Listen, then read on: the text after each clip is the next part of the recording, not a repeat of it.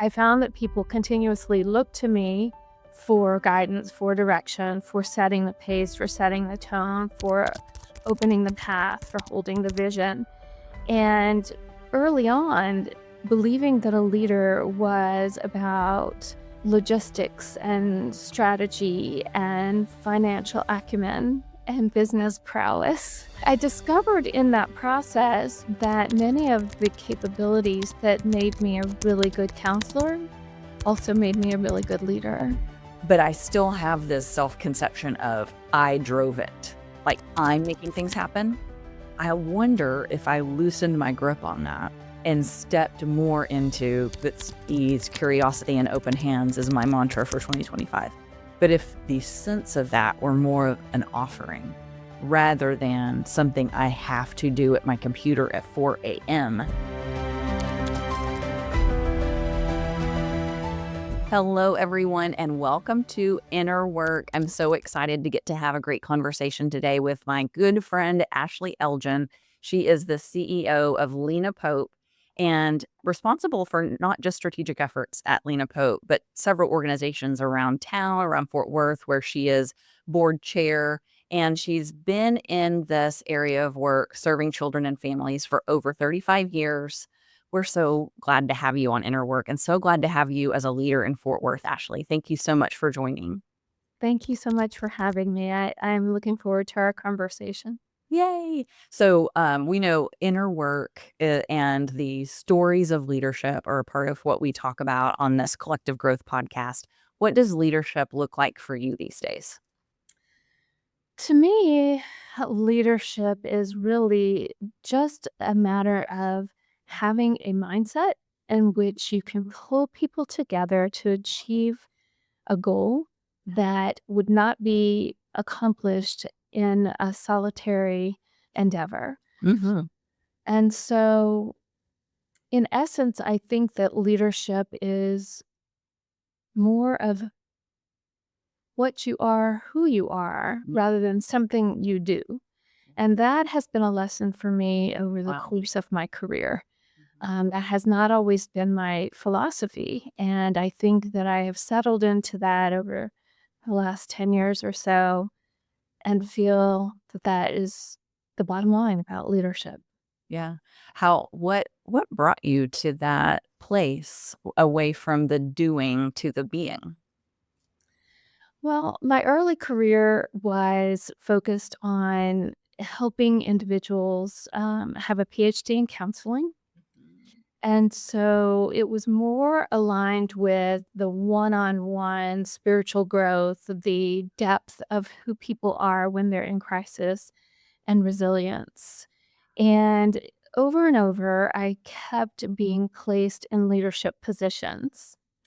And as a natural introvert, I thought, who is doing this to me? Uh, I sort of never signed up for that.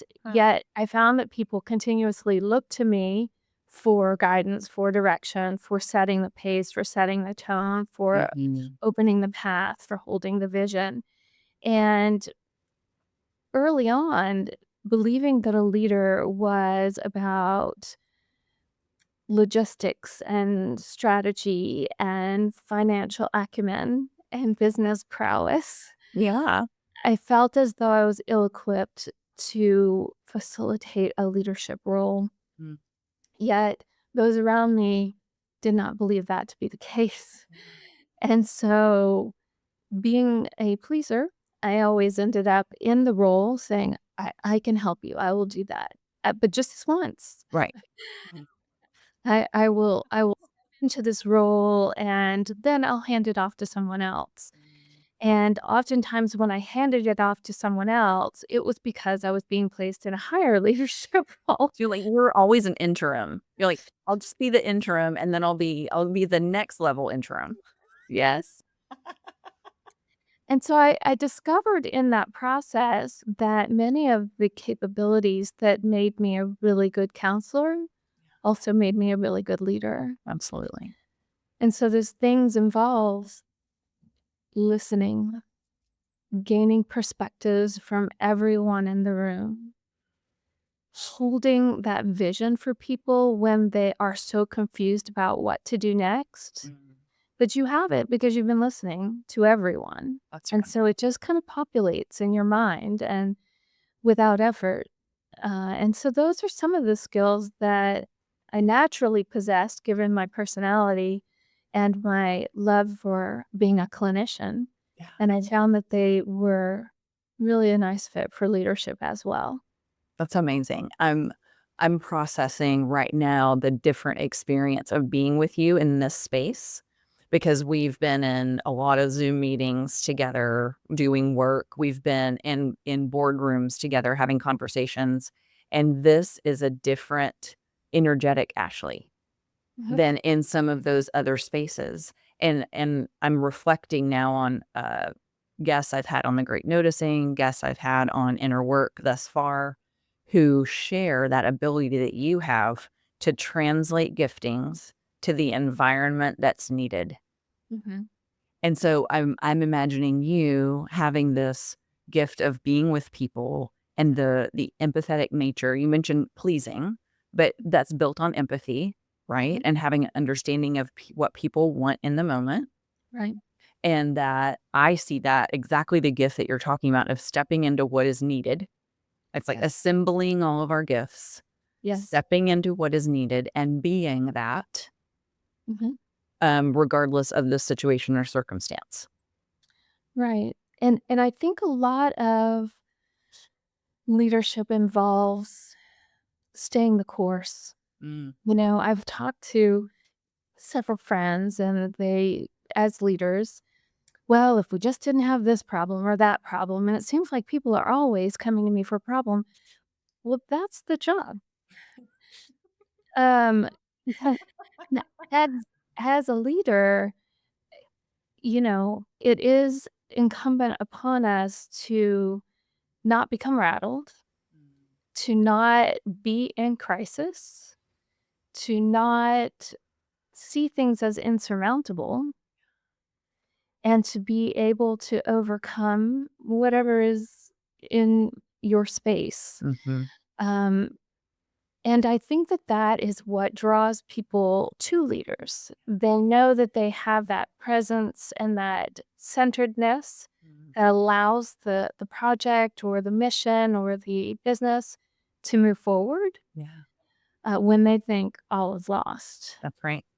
Yeah, the it's being non-reactive. Mhm. That's centered one of the, in the leadership development program that I offer, talking about being centered versus being in personality, and personality being more ego-oriented, and related to just stories in the environment, not what is actually happening here Right. now, and I see that as a superpower that you're really bringing is this centeredness, and it's you as the CEO being the calm in the storm, Mhm.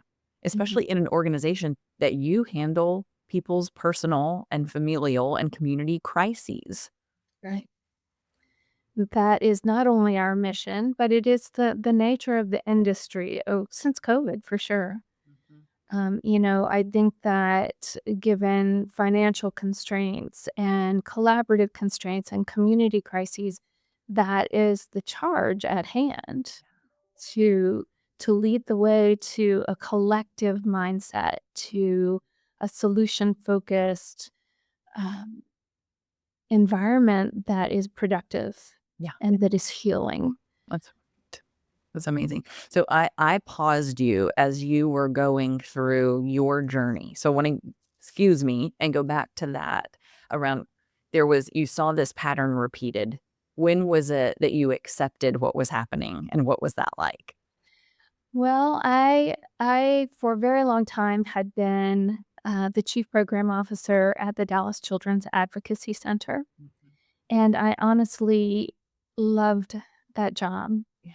It was helping a population that is highly traumatized, Uh, that is in a time of extreme crisis and in great need.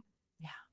And it is a collaborative that brings together many different units, the DA's office, the police department, child protective services. So everyone's involved in doing what is right for the family and making things stable again. Mhm. And I had the most amazing boss. The CEO, Len Davis, became a very good friend Yeah. and a mentor. And he was the one that kept putting me in leadership roles. And one day he sat me down and he said, "So when are you going to be CEO?" And I said, "Well, you're not retiring anytime soon, and I'm not leaving here. So be a long time. Yeah. No, you're doing our community a disservice. And we need you. We need you to lead the charge." Wow. And he said, "You're ready." And I said, "But I'm not." And he said, "We're gonna put feelers out for you, and, you can do this." Wow. And I thought, "Well, I so appreciate your confidence in me, but I don't know if I want to, nor do I believe that I'm ready." Mhm. And so, um, he challenged me over and over again, Mhm. to spread my wings, to Yeah. grow, to demonstrate that, in fact, I was ready, Mhm. and that to look to the community and see where there was that great need. Yeah. And I did. I was recruited by Promise House, which was for um, children and teens that were runaway or homeless. Mm. And that had been part of my early career. I had worked at the Covenant House in New Orleans, where I'm originally from. Mhm. And so we would go into the French Quarter and we would collect kids. It was during when HIV was so prolific Wow. in the community. And so we would pick up kids and make sure that they had medical interventions and food. Yeah. And so close to my heart. Wow. I saw that Promise House had a longtime CEO who was retiring, and he said, "All right, put your name in." And I was like, "Okay, well, I don't know if that'll work, but all right." And they called me right away, and it was a great fit. And it is challenging, just like any job is challenging, but it is well worth it. Absolutely. So it was this was Len was your leader at the time. Yes. How the moment that he sat you down and had this conversation, how long did it take you of processing, wrestling, questioning to say, "Okay, I'll do it," or "I'm ready"? It really he had been working on me for a long time, and, it was the fact that Promise House needed a leader. Okay. Again, it was someone else's need. It wasn't your Yep. not bad, just noticing that you don't there's not you're not driven by ambition. Absolutely not. Yeah. My early on, I knew that I was, intending to be a change agent in this way. I would say in 3rd grade, I had a peer support leader, and that is a adolescent who works together with you, Wow. younger kids, and Mhm. then I became a peer support leader. Okay. And from that moment on, I was paired as a peer support leader with a young girl who had been, um, abused in her home, and I just remember believing that that should never happen, Wow. and that was it. I Yeah. never wavered, not once. So I definitely am in this role, and I believe that it's a calling, Yeah. to help make our community a better place, and to when I was younger, I used to say, "Well, I'm gonna change the world." No. And even if it's one person at a time, I do believe it's possible, and it takes all of us to pour in to make that happen. But Wow. we have a responsibility to We do. do that. We do. We're not just here to take, we're here to also give. Yeah. That's so often that some people will have that experience and that's a natural thought that occurs for them. But for you, was it natural for you? Was it modeled for you at home? This service orientation? Um, no, I would say that, I had my own experiences growing up, and I was raised by my grandmother, and, she was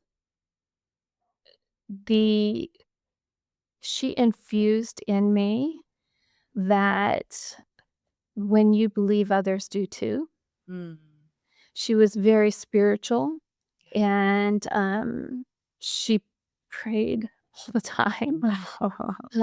And one of the things that she prayed about was that she would help us to see how to help others, Mhm. and, that would just be part of who we were and what we do. Yeah. And we never really did do, volunteer efforts or those things. She really expected it to be part of your makeup. Like, every day, you wake up in a service orientation, Wow. and there's no other way Yeah. at all to be. Part of how we live. Yes, it's not an activity that we schedule. Right. Well, Ashley, it's the same thing you were already talking about. It's not doing, it's being, Correct. right? Yes. And you were practicing being in a way that supported and developed others as what, a 13-year-old, 12-year-old? Yeah. Started early, and, then went when I got to college, I knew I wanted to study psychology, and my all my extended family, they're all doctors, Mhm. and I said, "I'm gonna be a social worker," and they were like, "You're gonna be poor," and I said, "That's Oh fine." They were like, "You can help people by being a doctor," and I was, "Yeah, I don't wanna do that. I man. wanna do it this way." Yeah. Man, just a strong sense of purpose, sense of self. The, you know, I think about my path that I've progressed. I've very much adopted the whole lean in thing, or I did adopt that to the point where I would lean into things I wasn't ready for Right. rather than a more steady, stable approach that you had, which is a different way of expressing in the world of what's a need and am I designed to meet it? Right. Just a very gentle approach to leadership Mhm. and really inspiring. I believe in my experience in becoming a leader and encouraging others to be a leader and in even raising my own children, that if you put yourself out there with authenticity and with transparency and honesty, where you are meant to be will unfold before you. Yeah. And it does. It just does.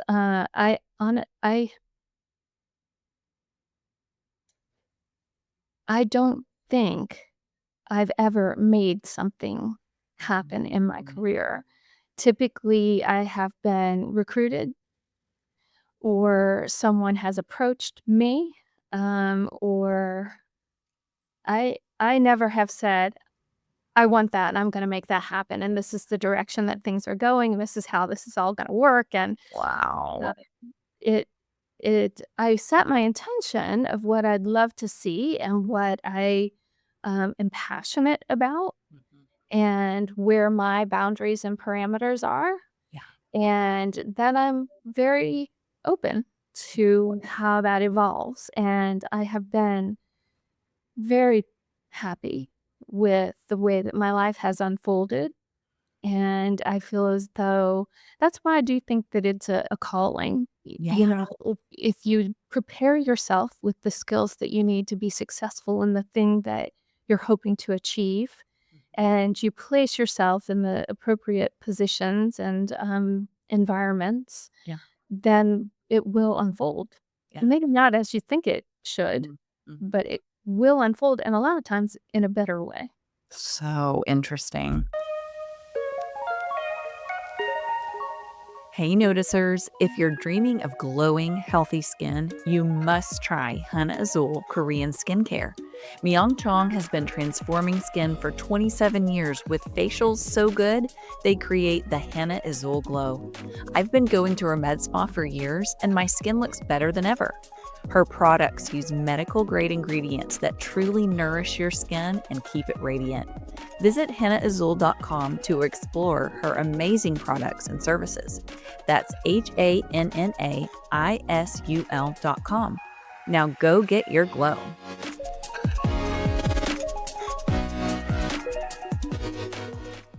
My sister told me recently, Marianne, you don't just climb the mountain. You climb the mountain with a 50-pound sack on your back and carrying a bucket of water on your head backwards. You make Yes. it as hard as it can possibly be. And I'm listening like, okay, I'm taking this in. Yeah, where might I be doing that? Meanwhile, one of my themes for the year is ease. So in my mind, I've created all this stuff, scaling the business. I've created this leadership. I've built all this from nothing. Yeah. Most of it, though, did what I created it for didn't come to fruition. God, from my concept, used it for something better than I could have imagined. Yeah.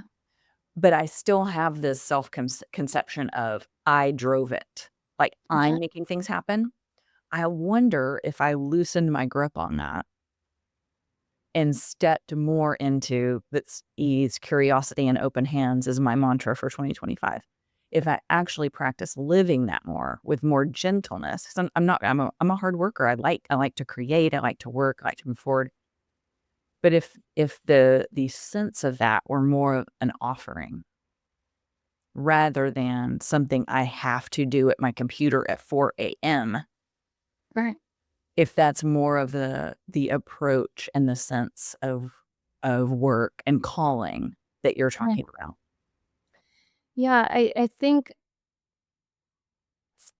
part of what is important in my journey is the art of observation and availability. And so open mindedness has to be part of it because a lot of times I'm thinking, don't make it be that. I really, we're not going that direction. They really don't want to. And if you come in with your, heels in the ground, it's Mhm. so much harder. Yeah. Um, a lot of times it is a matter of being agile enough that you know it when you see it Mm. and you're ready to jump as fast as you can and as intentionally as you can. Um, and not make a misstep because then you're wasting energy and time and Mhm. direction. But if you're observant enough and planful enough, and I'm like you, I do have a plan A, B, C, D, E, F, G, H, I, J, K, have them all in my head. And if you can ask any one of my staff, in case this happens, in case that happens, in case this happens, I have a plan. I A have got series of contingency plans. Yes. yes. And so I do have strategy Yeah. at Yeah. play. Mhm. But I also am not so tied to a particular direction or way of getting there. Yeah. I know that there are lots of ways to get there, and, patience is not necessarily a skill of mine. I have to really work at that. Mhm. But presence of mind and, ability to think strategically on 40 levels as opposed to Mhm. just one.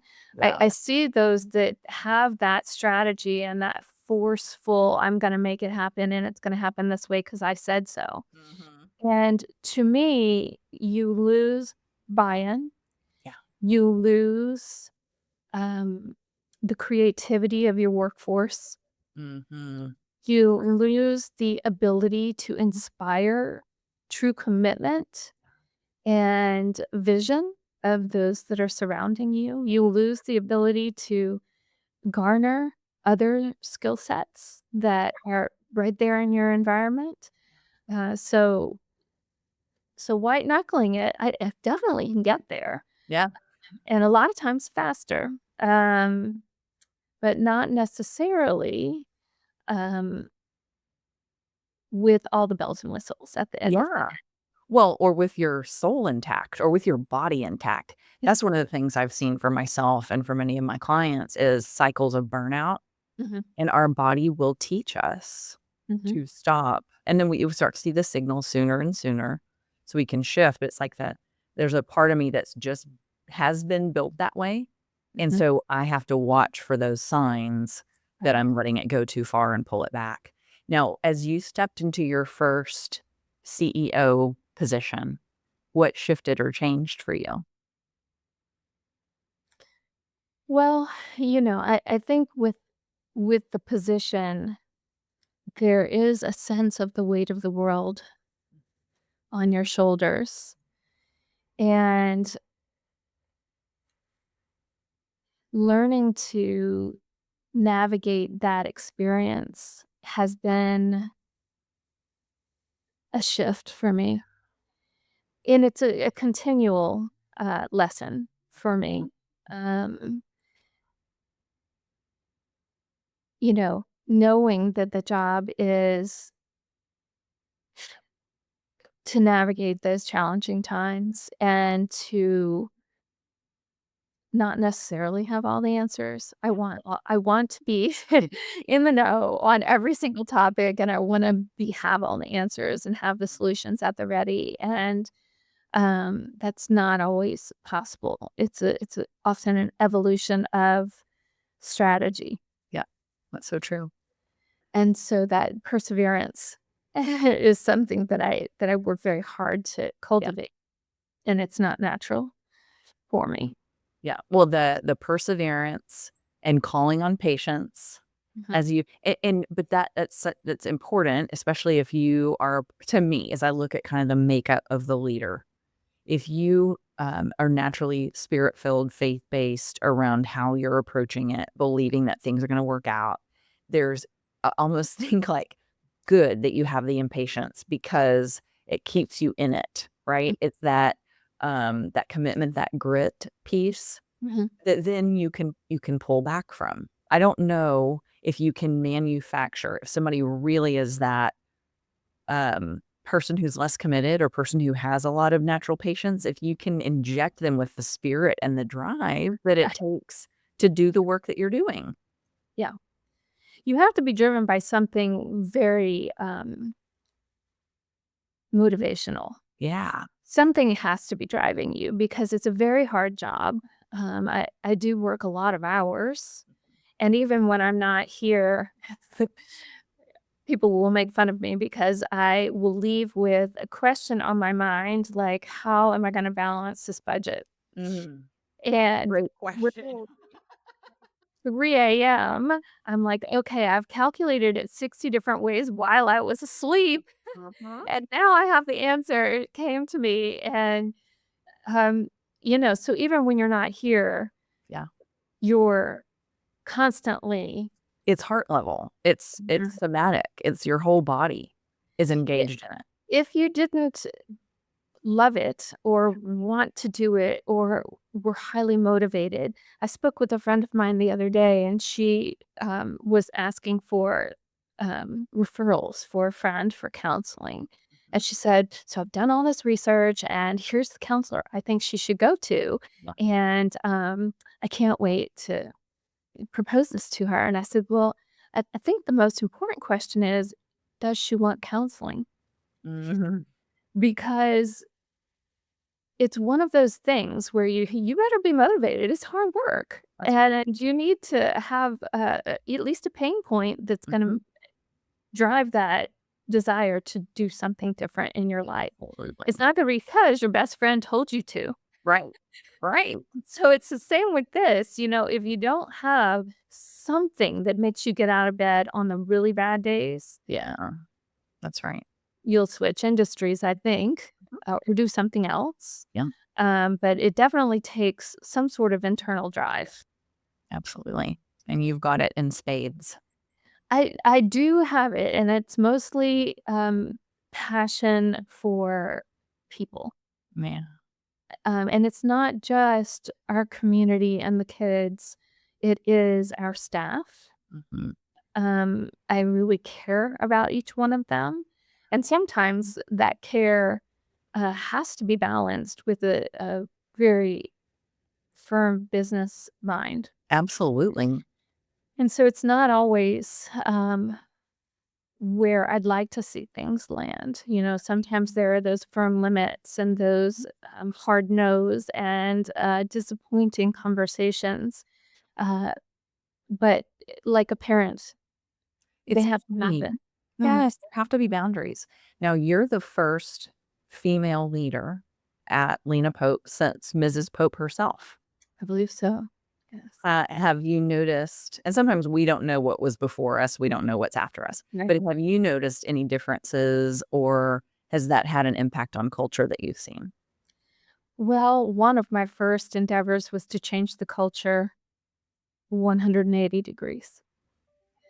When I arrived, I apparently, and I don't know either of my predecessors being Ted Blevins and um, And Ted, who I worked for. yes, Mhm. and Todd Landry, but they apparently are at opposite ends of the spectrum, with Ted being your quintessential social worker and Todd being your typical business CEO. person. Yes, and so I apparently land somewhere in the middle of the two of them, Yeah. with my personal style being closer to that of Ted's. Mhm.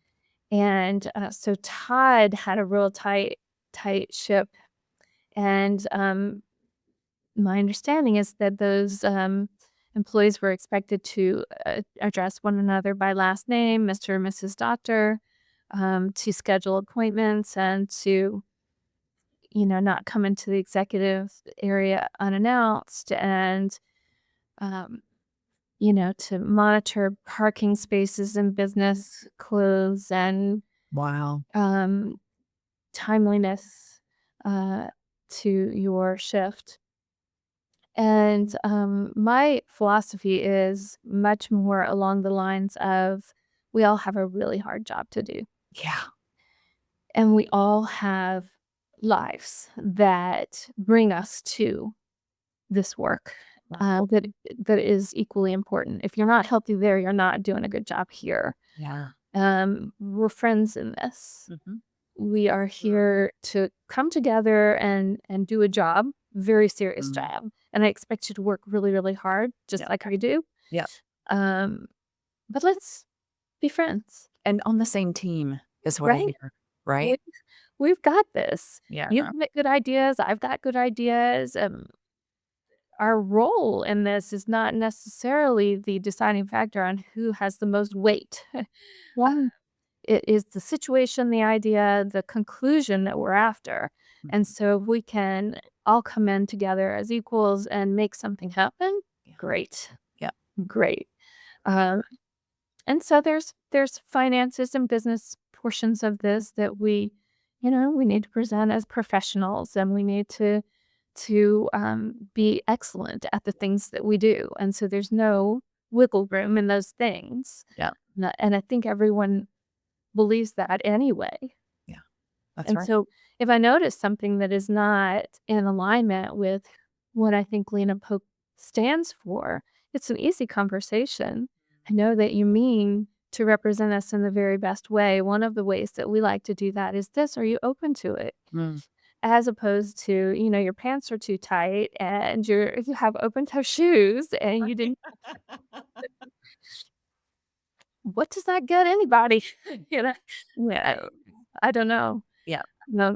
So yeah, just treating people as humans and asking to be treated as such Yeah. in response in the Well, way and that it helps. supports the research on psychological safety, Mhm, right? That we create safety in our environment with healthy limits, right? Healthy mhm, boundaries, just like we do as parents. That creates a sense of belonging and connectedness that mhm. helps lead to performance, Right, right? right. Virtue Right. recycle there. One of the things that pretty much anyone that works with me will tell you is that I tend not to be morning person. And, because I stay up really late and I work late, so I'll work until 2 a.m., work until 3 a.m. Because my mind has just started. So my email at midnight was not late for you. Oh, no. No, no. No. I You're like, "What? It's late? Yeah, we got a good 3 work hours." That's right.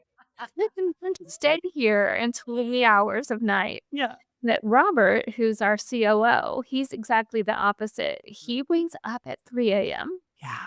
and oftentimes gets here by 5 at the latest. Wow. And so he knows I'm not rolling in Mm-mm. at 5 for sure. No. So we joke and we say, that we have 24/7 coverage of Lena Pope. Between he and I'm just leaving and he's just arriving. That's right. So, I think that if you really lean into the personal attributes that people bring to the team, Mhm. I don't know. I mean, there's no sense in saying, I'd really rather you work the hours I work. Right. Right. Yeah. I mean, if we work best at certain hours, then let's see what the benefit of that is. And ours happens to be that there's someone always on. Yep, There you go. The leadership team there is 24/7, that's right. and yet somehow it's sustainable and they don't burn out. It's a great riddle for people to solve. Right, right. So, I mean, I think that's part of the power of observation. Absolutely. And if you can look at what, people naturally bring to the table Mhm. and put them in a position to let that excel, Yeah. you're gonna get 500 times the outcome than you would have otherwise. It's beautiful. Great leadership lesson there. Awesome. A way that I like to close out, and I wish we didn't have to because I have about 15 more questions I'd like to ask you. So we'll have to do a part 2. Sure. But, if you would share with us a value that you lead by and a daily practice that keeps you able to keep doing the inner work of leadership. So I would say a value that I live by is, um, I mean, I guess it's twofold. It has to do with respect and do no harm. Mm, And so if you always guide your decisions by those two principles mhm, and think it through clearly, because do no harm on the surface looks easy. Um, but if you're not evaluating it from alternate perspectives, you can accidentally yeah, create a harmful outcome. yeah, So I would say that those principles are very ingrained in everything I do. mhm. Just thoughtfulness all through that. Yeah. And making sure that even the long-term replication implications of what I do Mhm. have a positive impact, not just the short term, but, like, And, at the end of the day, what could potentially come of this? If we do it this way, what could happen? it's amazing. And then to sustain the work, it's really, really important for me to see the outcome of what it is that we're achieving, Mm, how we are, in fact, changing the community and going to visit the ELCs, hanging out with the therapist. I do miss working with the clients as a therapist. yeah, but Very rewarding, and you see the resilience in people. It's so beautiful. I worked with so many clients that believed that they could never recover from the things they they experienced. were broken. Mhm. I Yeah, mean, their entire family had been murdered and they'd been, um, near death. yeah. And how do you come back? And their thought was they wouldn't. Mm, And they're told by many people, oh, they'll never be, right, it'll never be normal for them again. And that's not true. yeah, It's just not true. The beauty of the human condition is that we are resilient mhm. and that we can overcome unbelievable things. And I believe that at the bottom of my heart. And so to see it is really important for me to assert that belief. Yeah. And by being in the counseling department, running down to the ELC and seeing, we had a young girl who was on a walker, just learning to walk, but she had spina bifida and so had a walker. And, early on, I think there was some physical therapy going on, helping her to be strong enough to use her walker. Yeah. And I came into the ELC one day and saw her darting down the hall in her walker. And I thought, there, that is the Wow. beauty of the human condition. Yes. She is so resilient and so strong. And look at her go and smiling and laughing the whole way. And that is the sort of thing that I have to have as part of adding up the numbers and looking at the strategy and looking at policies and contracts.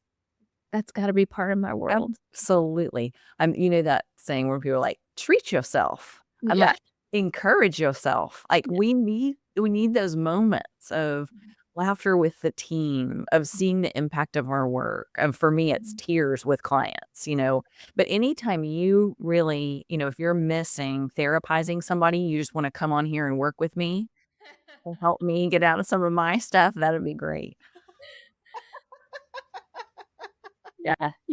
I tend to play that role in a lot of my relationships, and I do enjoy it. Or you do. You might need a break. Ashley, thank you so much. What an honor to get to have this conversation with you on inner work. Thank you for sharing your time. I know you don't have a lot of it or enough of it. And so it's really a pleasure to get to share this space with you. Thank you. Well, thanks for having me. I always enjoy talking with you. Yay. And thank you, everybody, for joining us on Inner Work. We've had the pleasure of getting to visit with Ashley Elgin today. Please like our content, share our content, get everybody to listen, and we'll see you soon.